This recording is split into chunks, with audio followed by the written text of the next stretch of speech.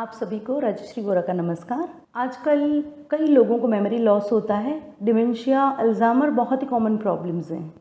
ऐसे में modern time में कंप्यूटर और मोबाइल के ज़माने में जब हम कुछ मेमोराइज़ नहीं कर पाते, हम कैलकुलेशन करने की स्किल भूलते जा रहे हैं।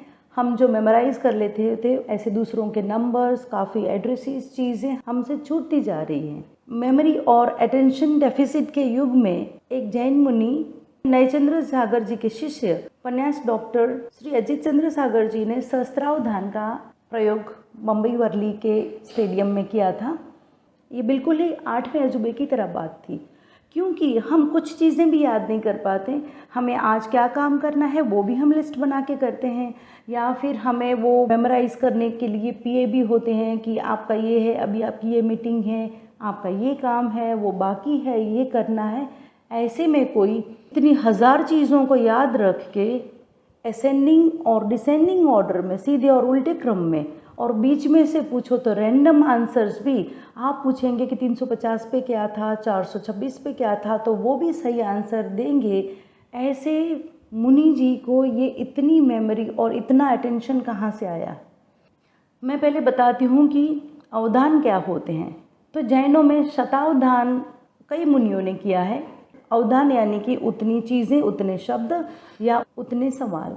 तो ये 100 चीज़ों को 100 लोग पहले पूछ लेते हैं। पब्लिक में से कोई भी कुछ भी सवाल पूछता है और उनको, जो भी ये प्रयोग कर रहे हैं, उनको सीधे क्रम में या उल्टे क्रम में जो भी पूछो, जिस तरह उनको ये जवाब देना होता है, इसे कहते हैं शतावधान।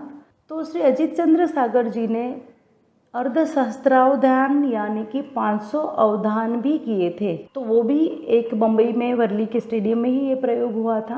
वो भी बहुत सक्सेसफुल गया था। वर्ल्ड के न्यूज़ मीडिया में भी ये बात प्रसारित हुई थी। और इस बार उन्होंने 1000 अवधान किए, जो कि 650 साल पहले किसी जैन मुनि ने किए थे। और इन्होंने ये जो है अभी कलयुग में 650 साल बाद इन्होंने ये किए। पूरा स्टेडियम भरा हुआ था। पब्लिक में से कोई भी कुछ भी क्वेश्चन पूछता था, किसी को कोई स्थल का नाम, कोई धर्म के बारे में, कोई चीज़ के बारे में, कोई राजनीति के बारे में, कोई भी सवाल, कोई भी चीज़, कोई भी मोन्यूमेंट्स के नाम, अलग भाषाओं में भी मैथमेटिक्स की चीज़ें, मैथमेटिकल कैलकुलेशंस सब पूछे जाते थे। एक चीज़ जो सबसे अलग थी वो ये थी कि एक साथ 4 एक्टिविटीज़ चल रही थी। वो एक्टिविटी में घंटी बजा रहे थे। कोई एक जो थे महाशय घंटी बजा रहे थे, एक भाई साहब डंके की आवाज़ पर उनके शरीर में कोड़ियों का स्पर्श करा रहे थे। तीसरा, टेबल पर सामने चीज़ें रखी हुई थी, कुछ सेकंड्स के लिए खोला गया था, वो उनको देखनी थी।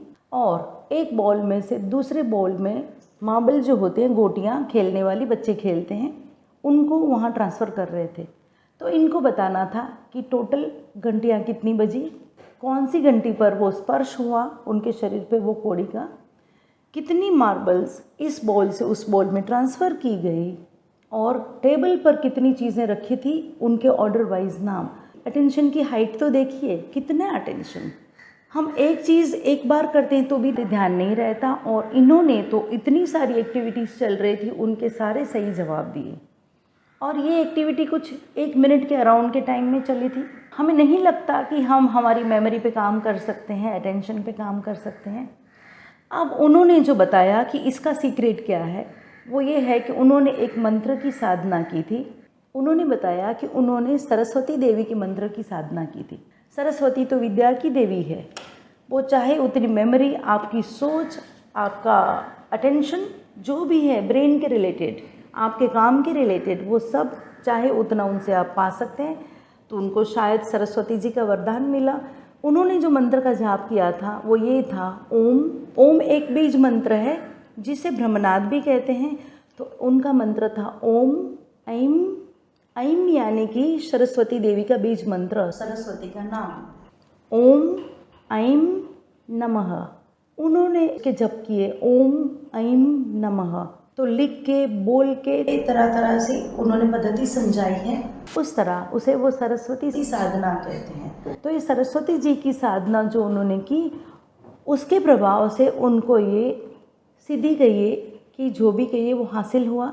आजकल तो मैं एक ये चीज़ सुनती हूँ कि लोग कहते हैं कि गूगल का सीईओ और माइक्रोसॉफ्ट जिसने शुरू किया, या फिर ये जिसने अमेज़ॉन शुरू किया उन्होंने तो कोई सरस्वती की साधना नहीं की थी। एप्पल जिसने शुरू किया वो उन्होंने कोई तप जप साधना पूजा प्रार्थना नहीं की थी। लोग तो ये बताते हैं, मुझे बहुत यंगस्टर्स मिलते हैं जो ये कहते हैं कि उन्होंने कोई साधना नहीं की फिर भी उनकी कंपनियां वर्ल्ड वाइड रूल कर रही है।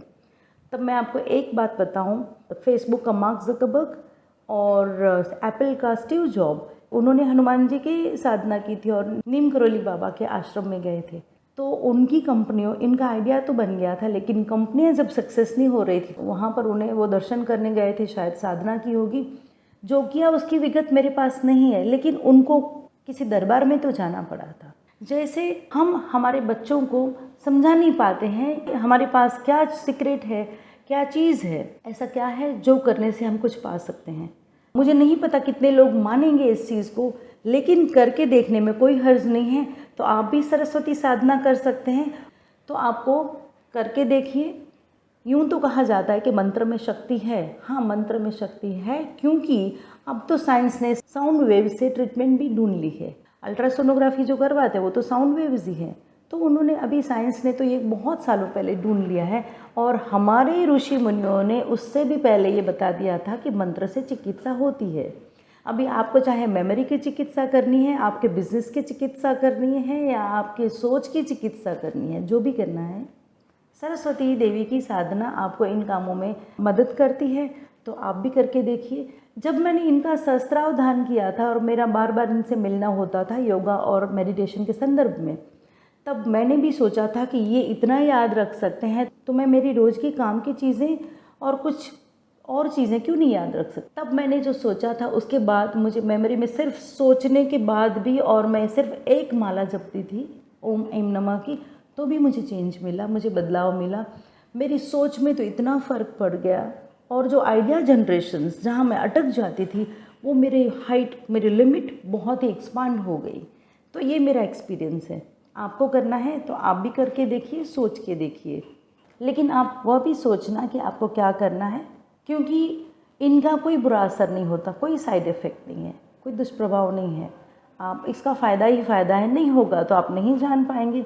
और ऐसा नहीं है कि अभी टैबलेट खाई और ठीक हो गया, इस तरह का नहीं है। ये थोड़ा लंबी टाइम के बाद और माइन्यूटली इफ़ेक्ट देना शुरू करते हैं। और कुछ नहीं तो हमारी बढ़ती उम्र के साथ मेमोरी बरकरार रहे, इसके लिए भी ये साधना करके देखिए। सिर्फ 5 मिनट का समय निकालना है, आप करिए। और आपके एक्सपीरियंस हो, कोई सवाल हो तो मुझे शेयर कीजिए। ऐसे ही और वीडियो देखने के लिए आप राजश्री योगा मल्टी थेरेपी का यूट्यूब चैनल लाइक, शेयर और सब्सक्राइब कीजिए। धन्यवाद।